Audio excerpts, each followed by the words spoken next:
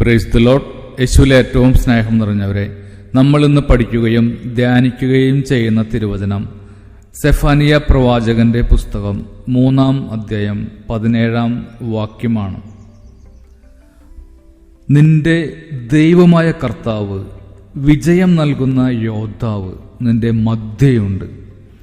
Price the Lord. Hallelujah, hallelujah, hallelujah.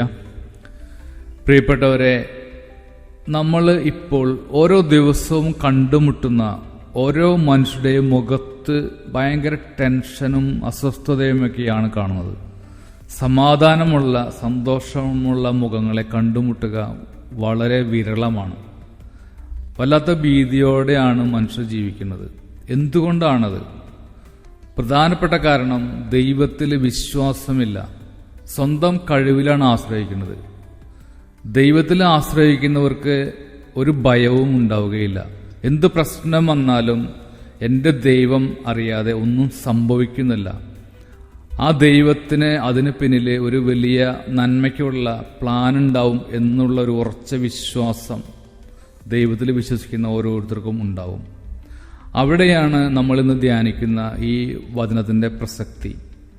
പ്രിയപ്പെട്ടവരെ, നിങ്ങളെല്ലാവരും ഈ സെഫാനിയ പ്രവാചകന്റെ പുസ്തകം 3-ാം അധ്യായം ഒന്ന് വായിക്കണം, ഒന്ന് ധ്യാനിക്കണം. അതിൽ നമുക്ക് കാണുവാൻ സാധിക്കും, 9-ാമത്തെ വാക്യത്തിൽ ഇങ്ങനെയാണ് എഴുതിയിരിക്കുന്നത്. അതിൻ്റെ ഹെഡിങ് തന്നെ രക്ഷയുടെ വാഗ്ദാനം എന്നാണ്. കർത്താവിൻ്റെ നാമം ജനതകൾ വിളിച്ചപേക്ഷിക്കാനും ഏക മനസ്സോടെ അവിടത്തേക്ക് ശുശ്രൂഷ ചെയ്യാനും വേണ്ടി അന്ന് ഞാൻ അവരുടെ അധരങ്ങളെ ശുദ്ധീകരിക്കും. 3:12-13 നമുക്കിങ്ങനെ കാണാൻ സാധിക്കും. ഞാൻ നിന്റെ മധ്യത്തിൽ വിനയവും എളിമയുമുള്ള ഒരു ജനത്തെ അവശേഷിപ്പിക്കും. അവർ കർത്താവിൻ്റെ നാമത്തിൽ അഭയം പ്രാപിക്കും. ഇസ്രായേലിൽ അവശേഷിക്കുന്നവർ തിന്മ ചെയ്യുകയില്ല, വ്യാജം പറയുകയില്ല. അവരുടെ വായിൽ വഞ്ചന നിറഞ്ഞ നാവ് ഉണ്ടായിരിക്കുകയില്ല. അവർ സുഖമായി മേയുകയും വിശ്രമിക്കുകയും ചെയ്യും. ആരും അവരെ ഭയപ്പെടുത്തുകയില്ല. അതിനുശേഷമാണ് നമ്മൾ ധ്യാനിക്കുന്ന വചനത്തിന്റെ പ്രസക്തി. നിന്റെ ദൈവമായ കർത്താവ്, വിജയം നൽകുന്ന യോദ്ധാവ് നിന്റെ മധ്യയുണ്ട്.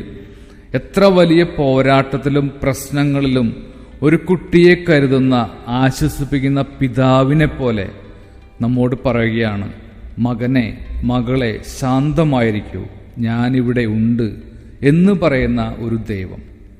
ആ ദൈവത്തിൽ നിങ്ങൾക്ക് വിശ്വാസമുണ്ടോ? ഉണ്ടെങ്കിൽ നിങ്ങൾക്ക് ശാന്തമായിട്ട് ഇരിക്കുവാൻ സാധിക്കും.